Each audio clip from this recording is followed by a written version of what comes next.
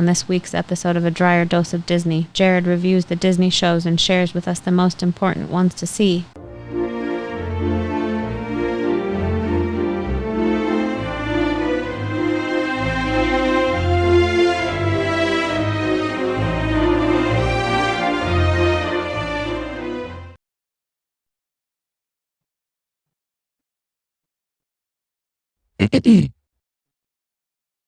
Welcome to this week's episode of A Drier Dose of Disney. I'm your host, Jared Dreyer, and today we are going to be talking about the live action shows at all the Disney parks in Orlando. And if you have not seen the live action shows at the Disney parks, they are incredible. We're going to review them for you. We're going to rank them actually and talk about the best ones to see to make sure that you don't miss those, as well as the ones that are good. But if you needed to miss them in the interest of time, you totally could. Now, before we dive into this, I want us to be real honest. I want us to go back in time to the last trip that you had to a Disney park. And my question for you is, did you watch any of the shows? And I know for a lot of people, they don't. They spend their whole day waiting in line, trying to go on rides. And I want to tell you that some of these shows are totally worth the time, and you should stop your day to go check them out, especially in Orlando, which is what we're going to be covering today.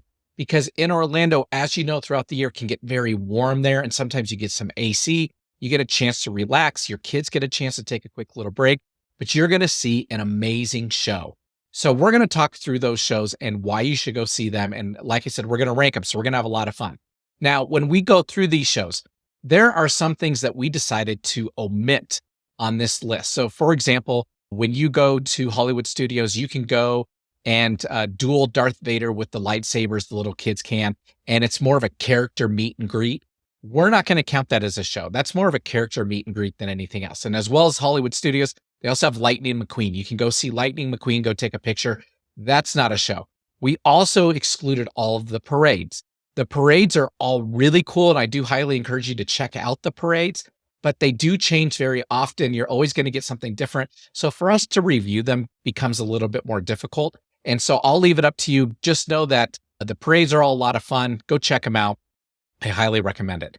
Also, as we go through this list today, there are some new omissions. You may think when I went to the park, hey, that was a really cool show. It may be gone.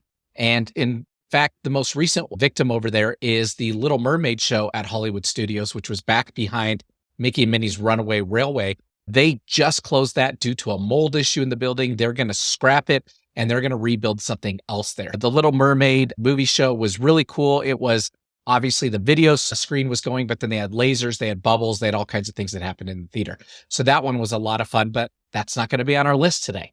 But before we dive into our ranking and talking about these shows, what I want to do is I do want to ask wherever you're listening to us, go ahead and click pause, click that subscribe button. That way you're going to get this content delivered to you each week. And if you find a tip or trick that saves you money or time, please support us over at Patreon. It's supporters like you that keep this podcast going, and we do appreciate our supporters so much. And if you subscribe through Patreon, you're going to get a whole bunch of other cool perks as well as early access to episodes and maybe some merchandise and whatnot. We're always going to be changing those up for you. But we do appreciate those that support us at Patreon because, like I said, you keep this podcast going. So thank you for the support there. We hope that we're delivering you valuable content as well, and that we're saving you some time and energy at the parks. And that's why we do this. So with that, we're going to go ahead and dive into this list. It's a little bit of a longer list, and we're going to talk through each of the shows, where it's ranked. So we're going to go from worst to best. And really, when you think about Disney shows, there is no real worst show. There's not one that's absolutely horrible, but there are ones that we do skip more frequently than others. And there's a lot of different reasons for that. And that's what we're going to talk through. So we're going to start out on our list today with the Pixar Short Film Festival, which is actually over at Epcot. It's in the same building that Figment is in, so the Journey into Imagination. And this is where Captain EO used to be. And again, I said we were going to talk about some of the shows that have been sunset. Obviously, Little Mermaid, we just mentioned a few minutes ago. But Captain EO was an awesome show that was done back in the 80s with Michael Jackson, where he was on a spaceship and fighting a galactic dance battle. And it was really nostalgic. So if you ever had a chance to see it, it was really cool. If you didn't, I'm sure you can probably find a video of it online. I highly recommend it. But it has since been replaced with the Pixar Short Film Festival, which includes a few short Pixar films. They also have a Mickey film in there. It's a good, cute little time. It's really good for the younger kids. It is enjoyable. It's definitely in the AC. But when you think about some of the other entertainment options that we're going to go through here in just a moment, you'll understand why this one was at the bottom of our list. That doesn't mean it's bad. It just means that there's other shows that are much better than this. So the Pixar Short Film Festival over at Epcot is a good time, but there are other shows that are better than this. On our list is also over at Epcot, and this is Turtle Talk with Crush. And if you've not been into the Living Seas, they have an area in there where you can do Turtle Talk with Crush. And this is a really cool show because it's interactive, meaning when Crush comes up onto the screen, he's going to start talking to the crowd, and he will start picking people out of the crowd and asking them questions or allowing them to ask him questions that he's going to answer about what it's like to be a turtle or living in the sea. It is a really fun show because it is interactive. It's pretty fun to see the little kids in there, but because of that, it is very much geared towards little kids. So if you have anyone that's, I would say 7 or 8 or older, chances are is they're not going to get picked out of the show to interact with Crush a whole lot unless they have a question for him. If he has a question for kids in the audience, he's usually looking for younger kids, and he's going to ask them about their hat or their Mickey ears, things like that, just to enhance that interaction. So it's a lot of fun. It's an enjoyable time. It's short. It's about 15 minutes. So anytime you go in there, if there's a wait, just know that you're going to go into a pre-show lobby, you're going to wait, and then you'll go in. The biggest downside to it is there's not a lot of seating in there. So when you go in, it's just a few benches. Most of the kids obviously are sitting on the floor. So it's not a very relaxing time, but it is a little cute, fun show for about 15 minutes. So if you've never done it, I do recommend you do it when you're in the Living Seas at Epcot, especially if you have really little kids. They're going to get a big kick out of it. Next on our list is over at Magic Kingdom, and it's actually just in line with Turtle Talk with Crush, and that's the Monsters, Inc. Laugh Floor. And this is a place where they do comedy shows where Mike Wazowski comes up and tells a few jokes. But like Turtle Talk with Crush, they can see the crowd and they can interact with the crowd, which gives them the opportunity, just like a real live comedy show, to talk to people in the crowd and joke with them and try to converse back and forth with, which makes it, again, highly interactive. Because of that, we absolutely love it. Now, the reason this one beat out Turtle Talk is because it's funny. They do a comedy show and the people that are manning the booth are actually very funny. So again, about a 15-minute show. We highly recommend the Monsters, Inc. Laugh Floor over in Tomorrowland. That is a lot of fun, so definitely go check that out. Next on our list, we're going over into Hollywood Studios, and it is Muppet Vision 4D. And if you've not been to the Muppet Show over there in Hollywood Studios, it is backed by Mama Melrose's Italian restaurant, and it's right across from Rizzo's Pizza. And that whole area of the park is themed for the Muppets. And when you go in there, of course, they have a Muppet Show. It is a lot of fun. It is 4D, meaning that not only is it 3D, where you see the screen in 3D, but they have things happening inside the auditorium, like bubbles falling or wind blowing, things like that, that also get your other senses going as well. Now, keep in mind, I am a child of the Muppets. I was born in the late 70s. I grew up in the early 80s, and I absolutely loved the Muppet Show, especially at that time in my life because I was so little. I thought it was a ton of fun. I obviously grew up with Sesame Street as well, which was part of Jim Henson's whole world, but I really love the Muppets. What I don't like about the Muppet Vision 4D show is it gets a little bit annoying. They bring in a new cartoon character that is not traditionally part of the Muppets. They use that new cartoon character to do some 3D gags, and it's a little bit of an annoying movie. So know that you're going to go in there. It's fun to see the Muppets. It's fun to interact. They have the old men up in the corner. But at the end of the day, the movie's just average. It's not very entertaining. And again, this one runs about every 15 minutes. So it's a good break from the day. If you like the Muppets, I definitely encourage you to go check it out. It did rank higher than some of our other shows. Just know you're going to have an annoying character in the middle of it.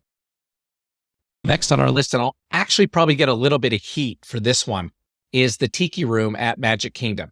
The reason I'm going to get a little bit of heat is the Tiki Room is one of the original attractions, and it is also very nostalgic, and a lot of people absolutely love the Tiki Room. I will say I too love the Tiki Room. I just think that the other shows that are on the list are better than the Tiki Room. Now with the Tiki Room, it doesn't have backs on the benches, so you're going to just go in and sit on the bench, but you do have 4 sides. There's plenty of seating in there. The shows run about every 20 minutes or so, maybe every 25 minutes. And it's a lot of fun to see the robotic animatronic birds sing and listen to their songs. Of course, there's a thunderstorm that happens. That's always a good time. I love thunderstorms. I think they're very relaxing. So it's a very fun show. I do enjoy it quite a bit.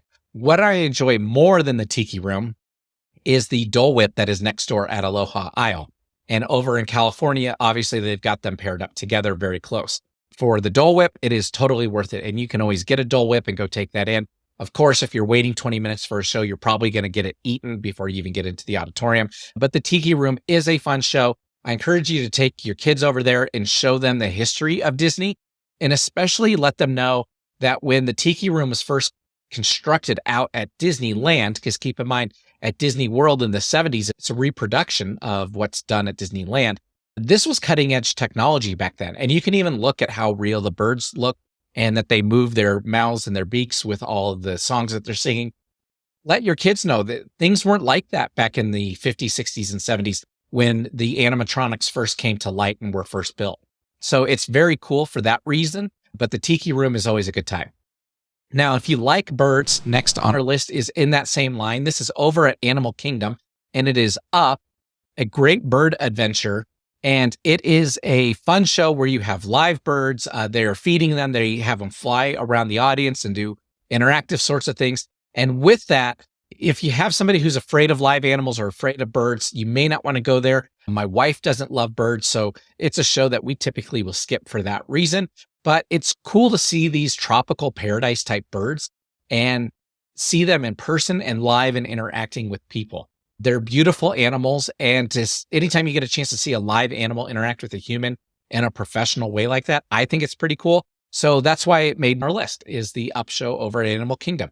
So check that out. Now, do know that you are going to be sitting under a cover. So if there is rain, you'll be safe from the rain, but you are still outdoors. So it's still going to be very warm. You're going to have the humidity out there. If you're looking to escape that at Animal Kingdom, there's 2 other shows I would recommend over that one. But it is a fun time and it is a pretty quick show. So definitely recommend go check out Up, the Great Bird Adventure. Next on the list, we're going back to Magic Kingdom, is the Hall of Presidents. And if you've not been to the Hall of Presidents, this is over in Colonial America.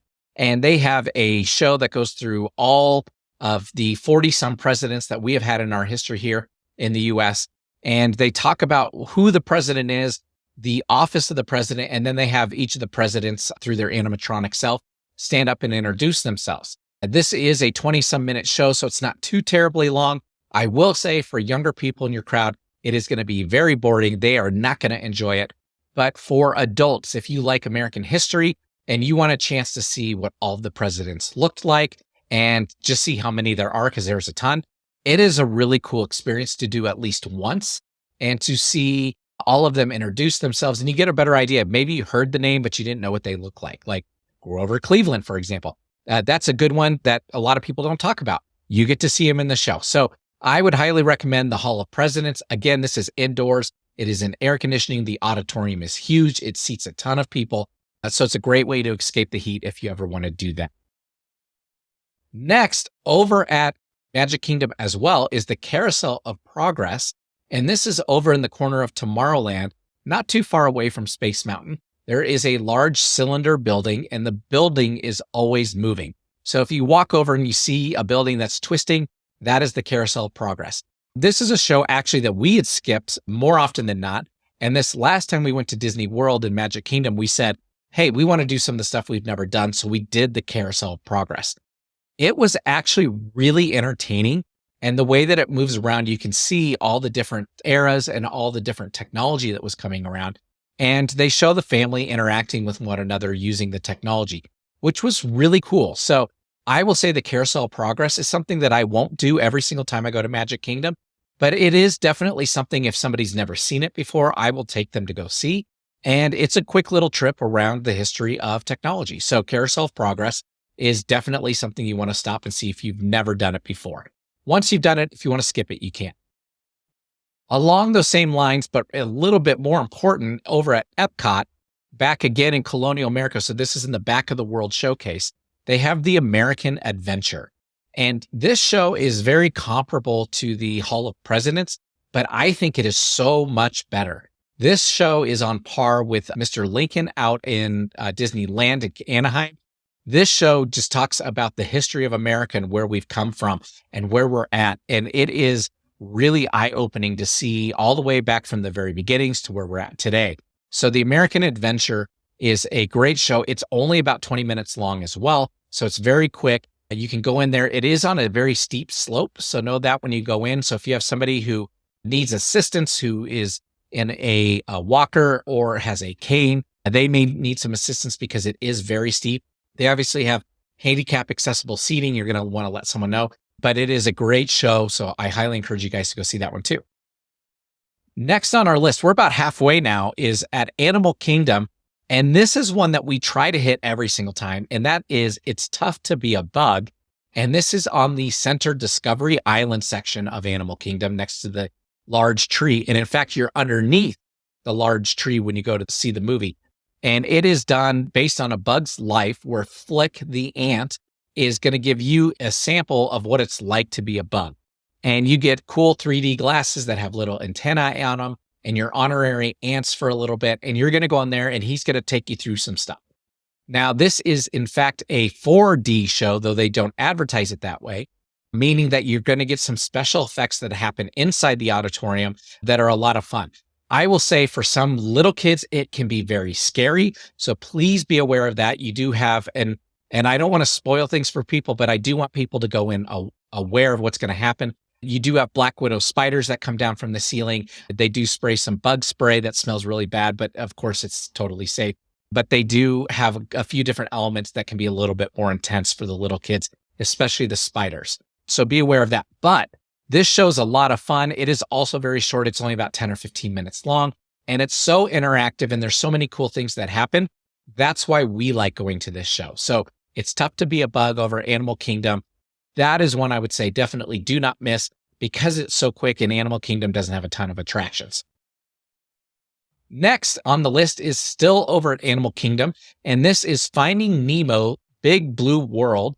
And this show is actually really cool. It's one of my favorites over at Animal Kingdom. And it is basically an undersea adventure with Nemo. All the actors are skating around on roller skates or on bikes, and they're doing puppetry. Now, I will say they used to do a lot of roller skating back in the day. Now there's less. Now there's a bike that goes through. So they've changed it up a little bit. But it is a really cool show with how they did the Stingray and how they did Nemo and all the different characters within the show there. So Finding Nemo, Big Blue World. I will also say it's a large auditorium that is air conditioned. More often than not, you will find if you see me in there, I will be taking a nap. It is very dark in there once they start the show. And just being in a dark, cool environment in the middle of the day, and because we usually do Animal Kingdom later in the week, I am worn out and you will see me nod off. So a lot of parents are doing that as well. Don't feel bad if you do, but if you're able to watch the show, it's great. They've got great music and it's a lot of fun. Next on my list, this one is so fun to talk about. And it is because so many people would rank it at the absolute bottom of their list. And they would say this is the absolute worst show at any Disney park ever. And I absolutely love it, as does my wife. And she would argue this should be in the top 2 or 3. And that is at Magic Kingdom, the Country Bear Jamboree. Now, I will tell you already, the Country Bear Jamboree at Magic Kingdom in Orlando is different than the Country Bear Jamboree out at Disneyland in Anaheim. In Orlando, it's a short, about 15-minute show. It goes very quick. The bears all get up there and sing. But there is this one scene that is completely bananas. And this bear gets up there and starts singing about blood everywhere and blood on the sand. And don't get me wrong, it's not inappropriate. It's not bad for the little kids. He is just a backwoods bear and he's just nutty. And when you hear this song, it's just so out of tone for Disney and out of tone for the show. It's weird. It feels weird. But because of that, it's funny. So that's why we really like Country Bear Jamboree. And in fact, this last time we went, my wife's, we're going every time. We're going to go watch this show every time because it's so fun and so funny. So it made it about 2/3 of the way up our list. So Country Bear Jamboree, go check it out. Know that there's an oddball song towards the end, but we absolutely love it. Next on our list, and we are now down to the top 7 after Country Bear Jamboree, is our first nighttime show. And this is Epcot's Harmonious. And this is coming back right now as we speak in 2023. And it was the show that they used to do a while ago, and it's only back for a limited time. So because of that, it is very nostalgic. It, of course, will change over time, but they do it over the World Showcase water. And so you can see it from all the way around. It's a really cool show with lots of fireworks, great music, and it's very entertaining.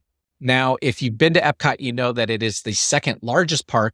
It's actually probably the largest for actual foot traffic as you're walking around. So you're going to get a ton of steps in at Epcot. So not a lot of people stay for the nighttime show, but because there's so much room to see it, you're not fighting for a place to watch. So you can pretty much watch it from anywhere in the World Showcase. This is a good show, but I will say there are still 6 shows better than this, including 2 other nighttime shows. So know that if there's a nighttime show you're going to skip, this is probably the one I would skip.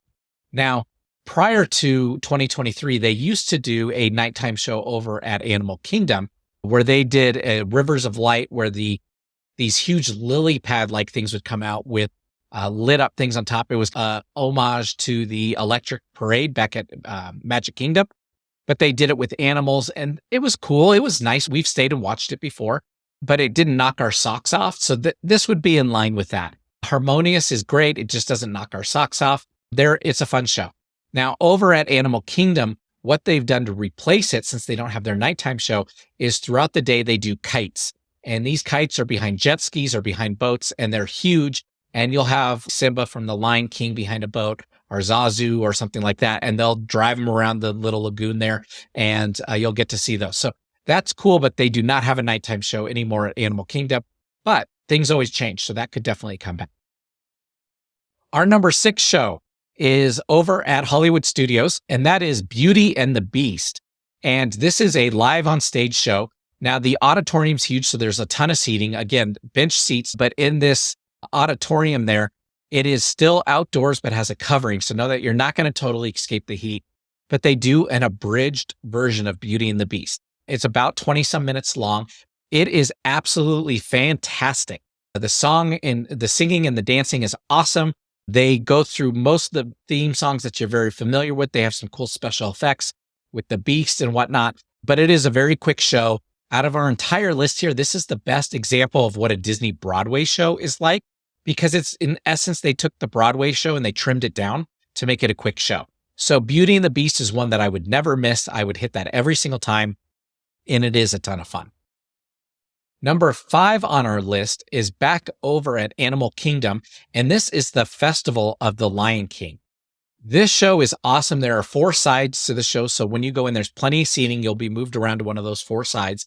Again, no backs on the benches, but it is indoors, so you're going to get out of the sun for a little bit.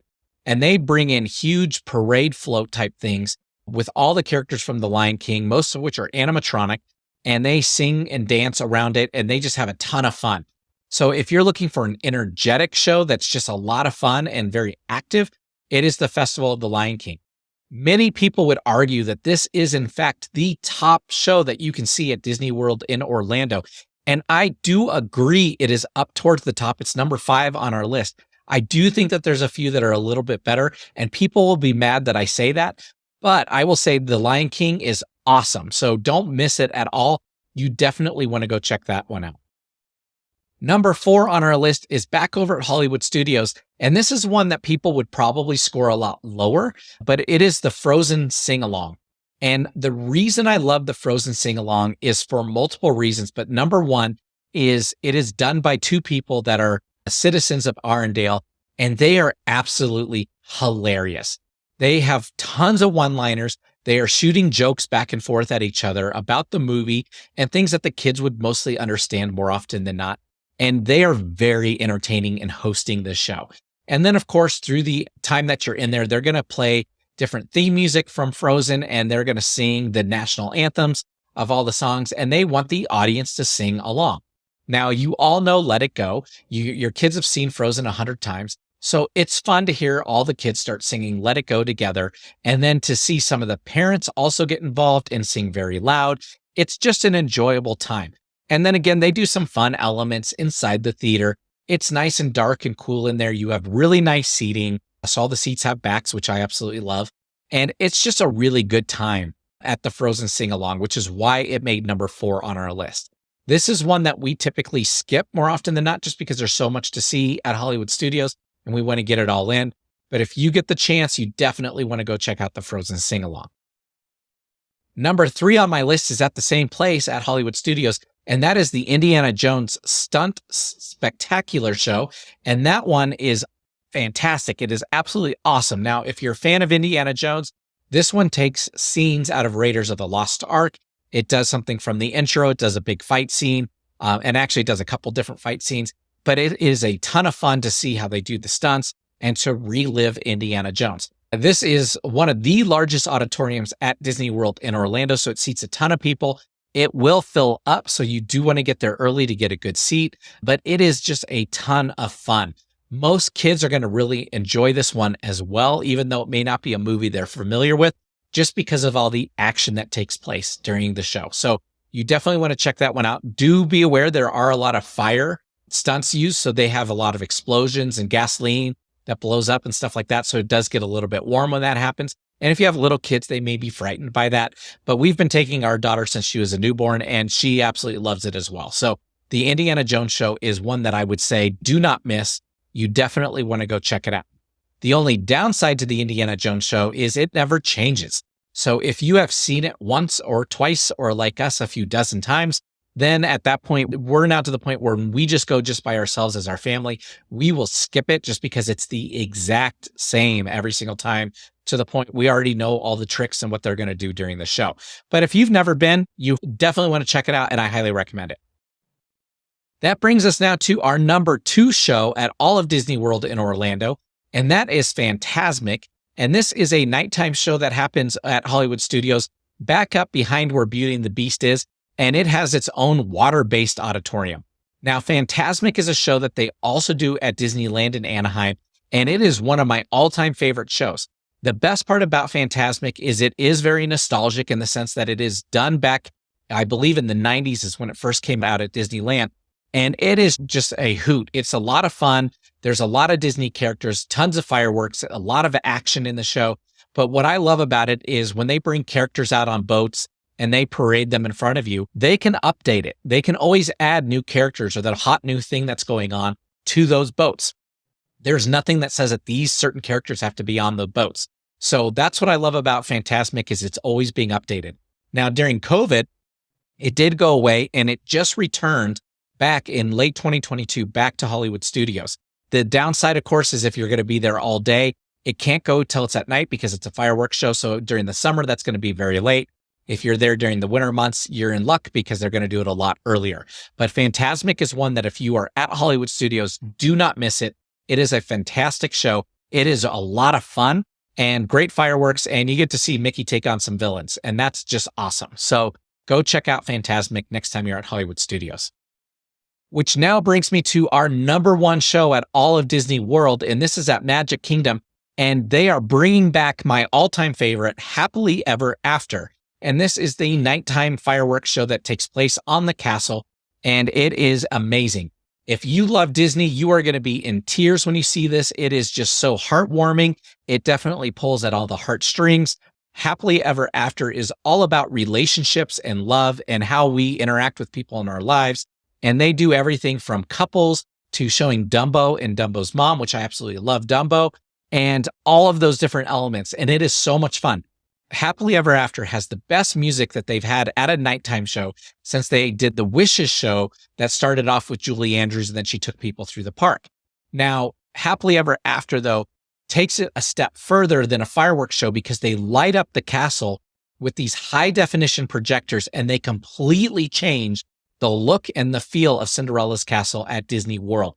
It is amazing. So I definitely encourage you to watch it. You do want to be seated back a little bit. You don't want to be right up against the castle so you can see it all. We recommend trying to get a spot in the front of the circle that's on the side towards the castle.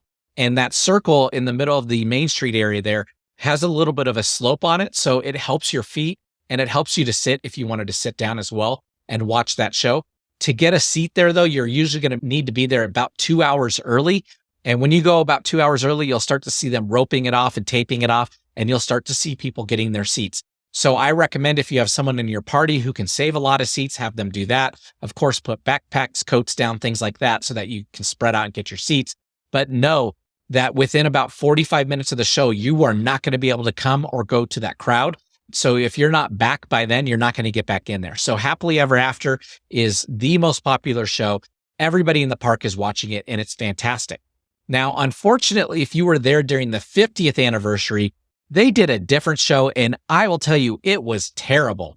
We saw this show during the 4th of July weekend during 2022, and we were so disappointed in the show. They took all the heart out of Disney. They took all the emotion out of it, and they just went a completely different way, and I hated it. Now, with Happily Ever After coming back, they did that because of the demand of the people, of the pass holders, and of those that were going, that said Happily Ever After was a more heartwarming show. It was more fun. It was more emotional. It just would pull at your heartstrings. And it really ties into Disney, where the 50th anniversary show just sucked. I'll be honest, it was terrible. Be glad that one's over now and that we are going back to Happily Ever After. Of course, as things go forward in time, Happily Ever After may not always be the show that is on display. They may change that in the future. And if they do, know that with the technology they've got now, hopefully they'll just continue to up their game and it will continue to get better. With that, we don't have any tips of the day for you other than the fact of where I told you where to stand for the Happily Ever After show.